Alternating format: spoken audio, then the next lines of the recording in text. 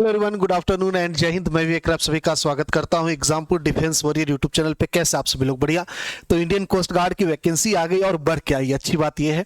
लेकिन कुछ चेंज हुआ, जैसे कि आप देखोगे डीबी की वैकेंसी अब की बार नहीं आई है, पिछली बार थी। पिछली बार इवन यांत्रिक को भी ऐड कर दिया था इसने, अब की बार डीबी की नहीं आई, न यांत्रिक है, सिर्फ और सिर्फ जीडी की वैकेंसी आई, यानी कि टेक्निकल पोस्ट। वैकेंसी बढ़ाए, कुछ सीटें बढ़ाए हैं। आइए बात करते हैं इसके अंदर। बहुत अच्छी वैकेंसी, ठीक है। इस लेवल पे इस एग्जाम की बात किया जाएगा तो बहुत अच्छी वैकेंसी है, परमानेंट जॉब है। ओके, पूरा डिटेल में बात करेंगे, कौन कौन इस फॉर्म को भर सकता है, एग्जाम कब है, इसका सिलेबस क्या होता है, आपको सब कुछ बताएंगे पूरा डिटेल में। ओके, फाइनल सिलेक्शन तक स्टार्टिंग से। तो देख सकते हैं आप सभी लोग, ऑफिशियल नोटिफिकेशन आपका यहाँ पे आया हुआ है। यहाँ पे 260 वैकेंसी की बातें हो रही हैं। आइए इसको थोड़ा सा देखते हैं। अब यहाँ पे बहुत सारी चीजें लिखी, अब इन सभी चीजों को मैं क्या किया, छोटे फॉर्म में कुछ पॉइंट टू पॉइंट करके एक पीपीटी बना दिया हूं, और इसमें मैं आपको समझा दूंगा अच्छे से कि किसके बारे में बात हो रही है। तो ये है इंडियन कोस्ट गार्ड की जीडी की वैकेंसी, ठीक है। जीडी की जब हम बात करेंगे तो जनरल ड्यूटी इसका फुल फॉर्म होता है। ओके, डीबी होता था डोमेस्टिक ब्रांच, अभी वो नहीं है, वो 10वीं पास पे होता था, ये 12वीं पास पे, यानी कि जो भी बच्चे 12वीं पास है। और क्या क्या चीज चाहिए सब बता रहा हूं। सबसे पहले जिसका फॉर्म भरा जाएगा वो स्टार्ट हो जाएगा 13 तारीख से, ठीक है। 13 फरवरी से बेटा फॉर्म भरना स्टार्ट हो जाएगा और 27 फरवरी तक भरा जाएगा। ये फॉर्म जो भरा जाता है वो ऑनलाइन ही भरा जाता है, आपको ऑनलाइन भरना पड़ेगा। लगभग 300 रुपए और कुछ टैक्स आपको लगेगा इसके फॉर्म में। ओके, तो बहुत बढ़िया फॉर्म है, ऑनलाइन भरोगे आप सभी लोग। 02/2024 बैच का नाम है, नोटिफिकेशन आउट है, ठीक है। 13 फरवरी से फॉर्म भरा जाएगा और 27 फरवरी तक भरा जाएगा। बात करेंगे नंबर ऑफ वैकेंसी को लेके, तो 260 वैकेंसी है आपकी। और जो एलिजिबिलिटी इसको लेके, ये 10+10 intermediate with physics math subject. बात समझ में आई? यानी कि जो 12वीं पास है, अभी और एलिजिबिलिटी बात करूंगा हर चीज पे। यहां पे मेंशन जो 12वीं पास है वो भी पीसीएम से, वो इसका फॉर्म भर सकते हैं। सर हम बायो से भर सकते, नहीं भर सकते बेटा, आप सिर्फ और सिर्फ फिजिक्स केमिस्ट्री मैथ वाले ही भरेंगे। ये जो वैकेंसी बेटा परमानेंट होने वाली अग्निवीर के अंदर नहीं आती है। बहुत अच्छी वैकेंसी है, सैलरी भी अच्छी होती है और एक्सेस बहुत अच्छा खासा आपको मिलता है, अलाउंसेज वगैरह सब कुछ मिलते हैं, सब कुछ इसके अंदर है, ठीक है। बात करेंगे 260 वैकेंसी को लेकर, इसके लिए एलिजिबिलिटी पूरा डिटेल में कि कौन कौन इसका फॉर्म भर सकता है। जिसमें सबसे पहले बात करेंगे कि आपका एजुकेशनल क्वालिफिकेशन क्या होना चाहिए। तो एजुकेशनल क्वालिफिकेशन बेटा आप 12वीं पास होने चाहिए, फिजिक्स केमिस्ट्री आपका सब्जेक्ट रहना चाहिए, पीसीएम यानी कि फिजिक्स केमिस्ट्री मैथ आपका सब्जेक्ट रहना चाहिए, मेन सब्जेक्ट। अब कुछ बच्चे क्या कह रहे रहते हैं कि मैथ और बायोलॉजी दोनों लिए रहते हैं। अब वहां पे 2 सब्जेक्ट आप कर लिए, मैथ और बायोलॉजी दोनों। तो मेन सब्जेक्ट क्या है? क्योंकि एक होता है साइड सब्जेक्ट, एक होता है मेन सब्जेक्ट। अगर मेन सब्जेक्ट आपका मैथ है तभी आप इसको भर सकते हो।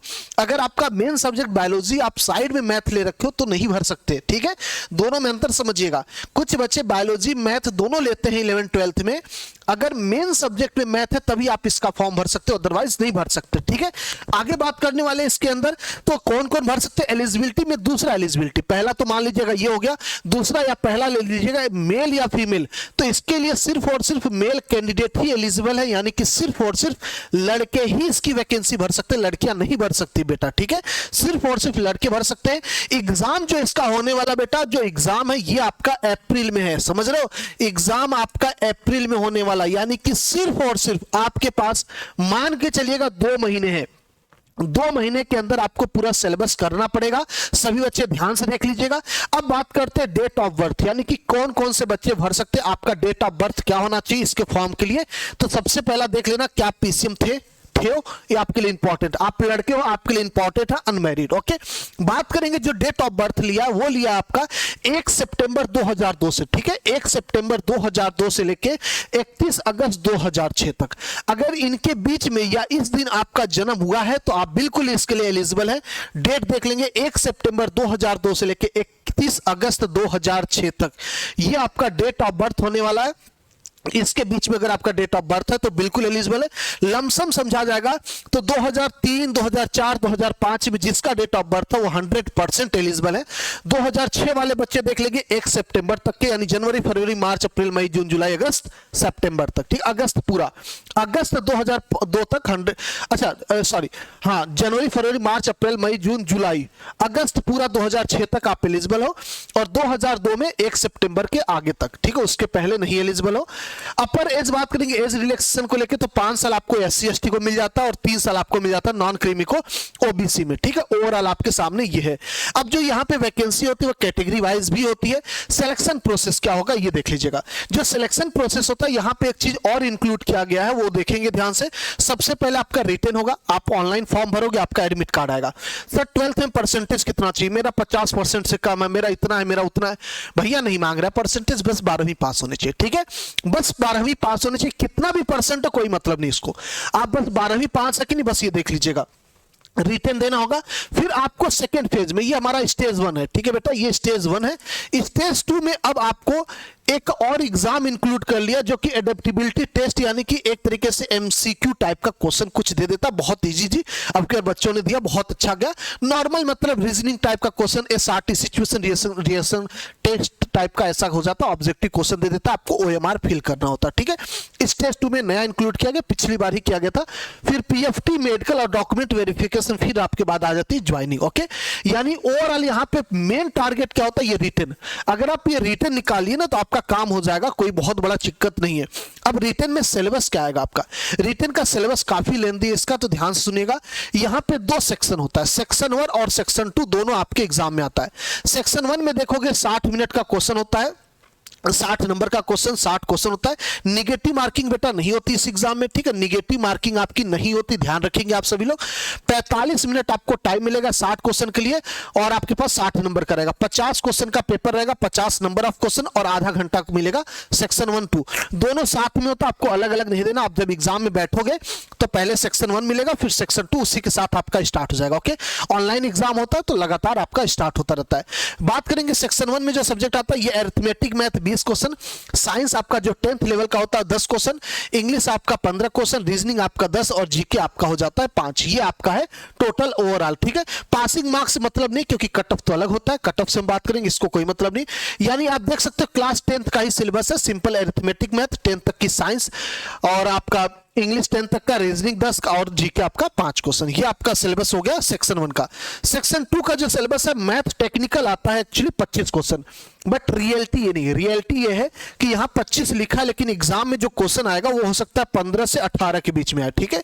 15 से 18 क्वेश्चन टेक्निकल मैथ होता है, बाकी इसमें भी अरिथमेटिक मैथ के ही क्वेश्चन होते हैं। यानी कि जो यहाँ पे अरिथमेटिक मैथ लिखा है ना, ओवरऑल 25 से ज्यादा क्वेश्चन पूछता है, तो ये इंपॉर्टेंट आपके लिए। और फिजिक्स आपका 25 क्वेश्चन पूछता है, ओके। तो यहां पे ये रहा आपका पूरा सिनेरियो, आप सभी लोग देख सकते हो।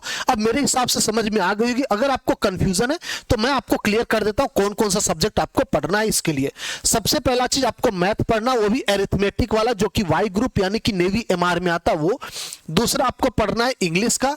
तीसरा आपको पढ़ना है जीके, मतलब पूरा सब्जेक्ट आपको पढ़ना। चौथा आपका रीजनिंग हो जाएगा, ओके, रीजनिंग हो जाएगा। पांचवा आपका मैथ, वो भी टेक्निकल यानी कि 11th 12th वाला। और छठा सब्जेक्ट आपका हो जाएगा फिजिक्स। ये आपका सिलेबस है पूरे के पूरे, ओके। नंबर ऑफ क्वेश्चन में देखोगे तो ये 25 बोलता है, लेकिन 25 इससे आता नहीं है। इसका जो हिस्ट्री वो 15 से 18 क्वेश्चन ही सिर्फ इससे देता है, यानी ज्यादा ये आपका बढ़ा देता है। यहां से 20 प्लस जो भी यहां से कम करेगा इसी को डाल देता है, ठीक है। ये आपका होता है। बाकी आपका सब सेम होता, कोई और चेंज नहीं होता। साइंस का आपका 10 क्वेश्चन, इंग्लिश का 15, रीजनिंग का 10, जीके का 5, और कोई चेंज नहीं होता, ठीक है। ये हमारा पूरा रिटर्न का सिलेबस, इतने सब्जेक्ट आपके आते हैं। अब जाहिर सी बात है बेटा, आपका एग्जाम अप्रैल में, आपका एग्जाम अप्रैल में, आज फॉर्म भरते हो आप, तो आपको तैयारी के लिए कितना टाइम मिलेगा? बिल्कुल भी नहीं मिलेगा। 2 महीने में आप सोच रहे हो इस पूरे सिलेबस को अच्छे से कवर करना उतना आसान नहीं है। या तो आप क्लास ले पाओगे, या तो प्रैक्टिस करोगे, या कुछ ऐसे करोगे। तो इसका सॉल्यूशन हमने कुछ निकाला, अभी आपको बताएंगे, 2 मिनट रुकिएगा। बात करेंगे रिटर्न के बाद आपको फिजिकल देना होगा। फिजिकल में आपको दौड़ना होगा 1600 मीटर या फिर 1.6 किलोमीटर 7 मिनट के अंदर, ठीक है। 7 मिनट के अंदर आपको 1.6 किलोमीटर दौड़ना, जो कि दौड़ सकते हैं। 80 स्क्वाट यानी कि उठक बैठक मारना, और 10 पुशअप करना होता है फिजिकल के तौर पे। और मेडिकल जो जनरली सबका होता है वही आपका knock knee, flat foot, carrying angle, sweating है ना, पाम सिटिंग, ये सारी चीजें आपका चेक होती। ENT आपका ईयर हो गया, नोज हो गया, टीथ हो गया, ठीक है, सारी चीजें यही आपका चेक होता है, सिंपल सा है। ठीक है, तो ओवरऑल मेरे हिसाब से आप समझ गए होंगे। तो सबसे पहले इंपॉर्टेंट चीज, कौन कौन इसका फॉर्म भर सकता है, तो इसमें सबसे पहला इंपॉर्टेंट चीज ये है कि जिसका डेट ऑफ बर्थ कहां तक 1 सितंबर 2002 से लेके 31 अगस्त 2006 तक है, तो आप फॉर्म भर सकते हो। सिर्फ मेल कैंडिडेट बेटा एलिजिबल है, 12th में जिनका पीसीएम रहेगा। ठीक है, यानी कंपटीशन कम हो गया, तो मेरे भाई सभी लोग फॉर्म भर देना, जितने भी बेटा पीसीएम वाले हो, अगर लड़के हो, इसके अंदर डेट ऑफ बर्थ आ रहा है तो कंपटीशन बिल्कुल कम है, तुरंत फॉर्म भर देना बिना सोचे समझे। 300 का फॉर्म आएगा, 13 तारीख से स्टार्ट होगा, 13 फरवरी से 27 मार्च तक आपका फॉर्म भरा जाएगा। ओके, ये आपका फॉर्म का डेट है, और 260 वैकेंसी आपके सामने यहाँ पे। ठीक है, 13 फरवरी से 27 फरवरी, मार्च नहीं। ठीक है, परमानेंट वैकेंसी 260 वैकेंसी आपके पास यहाँ पे देखने को मिलेगी। सिलेक्शन प्रोसेस में रिटर्न आपका सब कुछ है, पीएफटी वगैरह बहुत ईजी होता है, इन सबका टेंशन मत लीजिएगा। रिटर्न में आपके पास लगभग आपको कुछ नहीं तो यहाँ पे देखोगे तो लगभग आपके पास 6 से 7 सब्जेक्ट, 6 भी नहीं 7 सब्जेक्ट आपके पूछते हैं। ओके, तो अब आप सभी लोग ना पूरा कवर करना बड़ा मुश्किल सा हो जाएगा आपके लिए, अगर आप कवर करने जाओगे। 7 सब्जेक्ट पढ़ना, वो भी 2 महीने के अंदर रिवीजन भी करना, तो पॉसिबल सा नहीं है ना, इतना आसान नहीं है। तो जो हमारा पहले से रक्षक बैच चल रहा, उनका तो सिलेबस एंड हो चुका है। ठीक है, जो हमारे कोस्ट गार्ड के पहले से बच्चे पढ़ रहे हैं, उनका सिलेबस एंड हो चुका है।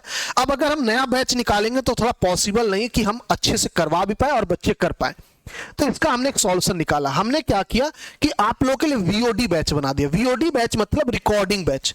इसका बेनिफिट मैं आपको बताता हूं। इसका जरूरत इसीलिए पड़ता है जब एग्जाम नजदीक आ जाता है अचानक से, तो उस वक्त बच्चों के लिए बहुत जरूरत कर जाता है, ये हेल्प कर जाता है। जैसे कि आपके सामने पूरा सिलेबस, पूरा कंप्लीट 7 के 7 सब्जेक्ट का जो भी सिलेबस कोस्ट गार्ड का आपको पूरा प्रोवाइड करा दिया जाता है रिकॉर्डिंग फॉर्म में। रिकॉर्डिंग फॉर्म में पूरा का पूरा आपको सिलेबस मिल जाता है। अब आप सब क्लासेस लाइव देने जाओगे तो मैथ मेरा 2 घंटे होता है, फिजिक्स 2 घंटे, 2 4 घंटे, अरिथमेटिक मैथ 1 घंटे, 1 घंटे जीके, ऐसे टोटल 9 घंटे आपके सिर्फ लाइव क्लासेस रहेंगे। देखिएगा 9 घंटे बेटा लाइव क्लासेस आपकी होती हैं।